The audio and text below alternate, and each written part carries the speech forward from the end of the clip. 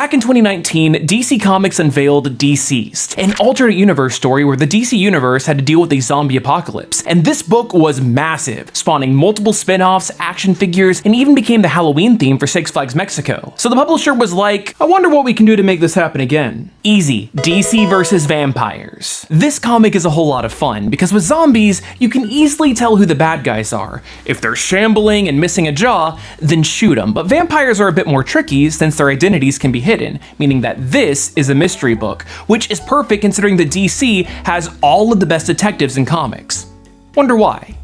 Hello and welcome to Comic Drake, where I talk about comic books and my name is Drake. Let's talk about it. Now, vampires are not my favorite supernatural creatures, but my wife is obsessed, and during October she's always sitting us down to watch through Buffy and Twilight. In exchange, we do one of my favorite hobbies, hiking, and it's made a lot easier with some quality socks by today's sponsor, Bombas. I've never really cared about my socks before, but this merino wool blend is super comfortable and durable, with no seams between the toes. I've been taking them on long hikes for a while now, and yeah, they hold up like a champ. But what really sold me is Bombas' amazing mission, because they were literally formed when the founders learned that socks are the #1 most requested item in homeless shelters. So for every pair that you purchase, they also donate a pair. In fact, they have donated over 100 million items to homeless shelters across 3,500 giving partners in all 50 states. On top of that, their 100% happiness guarantee for free returns and exchanges ensures that you're going to absolutely love whatever you order. Just go to bombas.com/comicdrake and use the code comicdrake20 at checkout, and new customers will receive 20% off their first purchase. Feel good today and do good in the process. But anyway, thank you again Bombas for sponsoring today's video, but now let's get back to it. DC vs. Vampires was released in 2021 and was written by James Tynion IV and Matthew Rosenberg. The art was done by Otto Schmidt, and I unfortunately need to give a disclaimer right off the bat. Schmidt is a talented artist, but he's a controversial figure because of work that he's done and people that he's associated with, both of which could get this video demonetized if I elaborated further, but you can look it up, the information is easily available online. What I can say though is that I have personally seen enough things in my research for this video to stop supporting him, and I do not blame anybody who passes on this book because of Schmidt's involvement. But with that important disclaimer out of the way, let's get into the plot. The reason why vampires typically lay low in the DC universe is because their queen had been keeping the peace for over a century, but she was murdered. A heroic vampire named Andrew Bennett started investigating her death, and in the process, he uncovered a conspiracy to wipe out the human race, led by a new and mysterious vampire king that's ruling from the shadows. Bennett's investigation led him to the Legion of Doom, only to discover that they were already dead, save for a dying Lex Luthor who entrusted Bennett with a vial of his own blood, which he claims will stop the vampires. Naturally, Bennett brought this information to the Justice League, but he was stopped by Hal Jordan, who had actually been turned and was spying on the League from the inside, as his ring can filter ultraviolet light to keep him from burning in the sun. It's the perfect disguise. Unfortunately though, one of the Wonder Twins overheard this conversation, so Hal manifested a blender around him, blended him up, and then drank the slurry. But it was a bit watery, which makes sense considering that he had the ability to turn into water. Then Jordan used his ring to emit ultraviolet light and reduce Andrew to a pile of ash. However, before traveling to the Hall of Justice, Bennett had already stopped by Wayne Manor, leaving a note explaining the situation for Batman, along with Luthor's blood. Not knowing who to trust, Wayne gathered the Bat family in broad daylight and filled them in on the impending vampire apocalypse over a cup of tea that was laced with holy water to confirm that they're human. Well, that and a final test of them all holding a cross. My favorite preventative measure though is that Wayne had his mansion's boiler blessed so that all of the water in his house is holy, although I think that's a bit much, like shouldn't it have already been boiling the hell out of the water? The Bat family armed themselves with a new arsenal of weapons, with Bruce granting them permission to use lethal force. After all, it's not violating the no-kill policy if they're already dead. Now back to Hal. Not every hero would be useful to turn. Take the Flash for instance. Barry's metabolism would give him a thirst that's so severe that he would drink the world to death, so Jordan lured him into a friendly chat and took him by surprise. Now what about the other speedsters? No clue, they are never brought up for some reason. Jordan alerted the Justice League pretending that he had just found Barry's corpse, but man, he was acting super suspicious. The dude was hamming it up real bad and would just not shut up, leading to Wonder Woman using the lasso of truth on him when they were alone. But the Green Lantern used his hypnotic gaze and convinced Diana to let him turn her in this incredibly horny scene. I also want to back up a little bit here because Batman's face in this panel is amazing. There just really wasn't a good place to bring it up with the flow of the video so far. Now, unbeknownst to everyone, Green Arrow had uncovered the vampire plot months prior, and his team were hunting them in secret. His investigation turned up two major details. A hero had been turned, and the Vampire King was in Gotham. So, you know, it makes the most sense. The most likely suspect is the hero of Gotham who operates at night. This leads to a great scene of Oliver breaking into the Batcave and fighting Bruce, which ends in a comedic panel of them both realizing that they're human at the same time because Queen shot him with a holy water arrow while Wayne was simultaneously trying to stake him. Personally, though, I think that if Oliver actually was a vampire, then he would have needed to be invited inside of the cave, but maybe it doesn't count since the Batcave isn't a house. What are the rules here? What are the rules? What are the rules?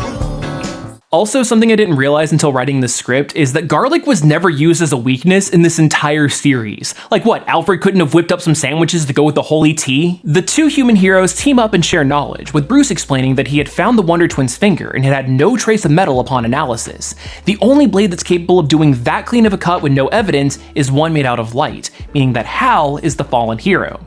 What about the other Green Lanterns? No clue, they are never brought up either. But the main detail is that all signs are pointing to the Joker being the Vampire King. At least that's what we're told. The only evidence that we as the readers saw was a single playing card and a vamp saying that they were told to stay away from the Bat family. Now look, I know there's only a few issues to work with, but what makes a mystery entertaining is when the reader gets to see all the clues right alongside the hero so they can try to solve it with them. But unfortunately, even though this book has been a lot of fun so far, it's not really doing a great job from the mystery perspective, which was the entire thing that was supposed to set it apart from Deceased. But suddenly, the League breaks into the Batcave to apprehend them because Diana and Hal had framed Oliver and Bruce for the Flash's murder, claiming that they are the vampires.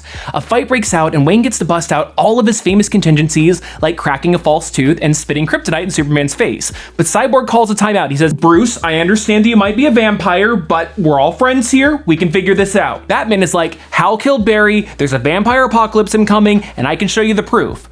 "That's great, Bruce. Can you show the readers the evidence too?"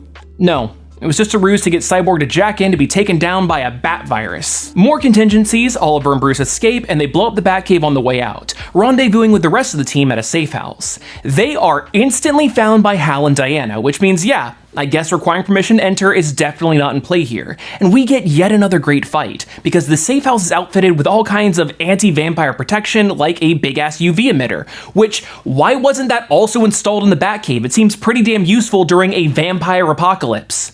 A great moment of this fight, however, is when the vamps assumed that only the masked heroes would be fighting them, allowing for Alfred to sneak attack and slice off Hal's ring hand, with Oliver finishing the job with an arrow to the heart. Best scene, hands down. Notably missing from this meetup is Batgirl, and that's because she was chasing down a lead on the Joker, where she bumped into the Suicide Squad, who were also on a mission to bring in the Clown Prince of Crime. These scenes are really neat because they're all drawn by friend of the channel, Simone DeMeo. The squad has to take out some of their teammates who had turned into vampires, but luckily Amanda Waller blew up their brain bombs, including this comedic moment where Harley forgot to tell Waller that Captain Boomerang was still human. Whoops. But when the dust settled, Batgirl and the Suicide Squad found the Joker's corpse fully drained of blood. So no, he is not the king. Very few people could trick Batman like this, and it became immediately clear that the Vampire King must actually be one of the Bat family. But there is no time to process things, because as soon as Barbara told Bruce about the clown corpse, Nightwing punches a hole right through his chest. Look, I'm gonna be entirely real. This took me by complete surprise. Like, it was already spoiled for me that Nightwing was going to turn because this image was all over comic book spaces at the time. But I just assumed this was going to be later on in the book because he passed all of the tests. But wait a minute. How did he do that? Holy water, cross, sunlight. So it turns out that Dick had been drinking Starfire's blood, which apparently has special properties that allow him to pass for human for short times, which, I mean, I guess that works, but it feels a bit contrived, especially because Tamaranians are powered by ultraviolet radiation, so it would make just as much sense for her blood to be toxic to him and just light him on fire as if he was in sunlight. Regardless, Dick never bothered to turn Bruce because he couldn't trust that Wayne wouldn't try to just outmaneuver him and take over as king of the vampires himself. And I do have to commend the writers here.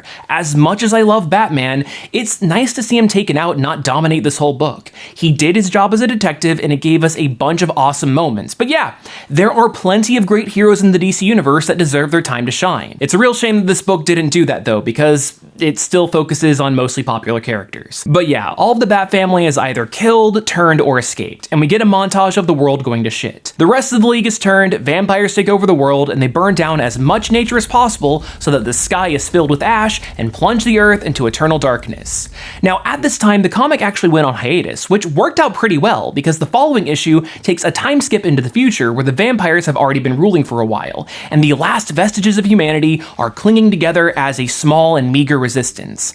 But during the book's hiatus, we got a couple of one-shots and a miniseries that fills in a lot of the blanks of this universe, answering burning questions like, how can Superman work as a vampire when he's powered by sunlight? He's significantly weaker, but gets by on his vampire strength. What happened to the vial of Lex Luthor's blood? It seemed pretty important. Harley Quinn got it from Commissioner Gordon and then injected it into herself. How did Nightwing become king of the vampires? He was asked to assassinate the Vampire Queen, tried to fight off hundreds of vamps all by himself, but then got turned and decided to seize power for himself. And how do Lazarus pits work on vampires? If the vampire is quote-unquote alive, then it purifies them into human, and if they're fully dead, then they come back as super vampires. Either way, that pit is permanently rendered inert and cannot be used further. And yes, this miniseries has a sick black, white, and red color scheme. It is perfect for this, and I love it. Coming back to the main series, there are two final human encampments. All of the magic users are hidden away in the House of Mystery trying to cure vampirism before being taken out by magic vampires, and the rest are living within the bottled city of Kandor, with Killer Croc hiding it within a lake, and the Atom shrinking folks in and out of it.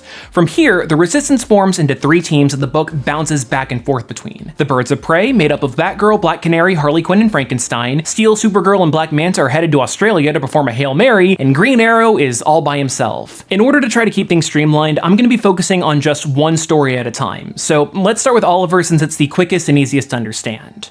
Green Arrow breaks into a human ranch in Smallville and teams up with a vigilante named Grifter who is trapped there. Fun fact, even though the series takes place on Earth 63, this is actually the Grifter from the main DC Comics continuity, having been bouncing around dimensions in his own comic, which was also written by Matthew Rosenberg.